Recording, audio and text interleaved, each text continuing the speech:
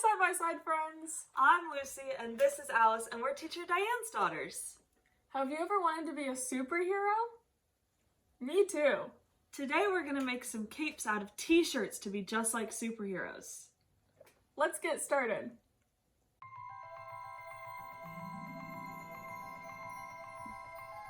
Start with a large t-shirt and cut off the sleeves.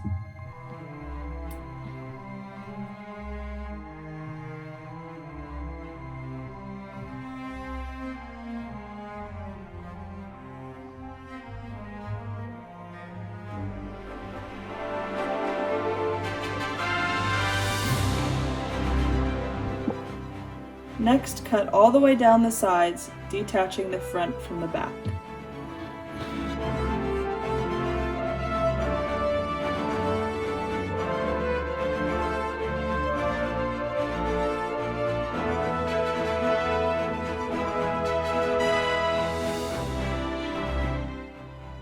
Next, you're gonna open up the shirt, and we're gonna cut the front off the t-shirt, leaving about 2 inches around the collar.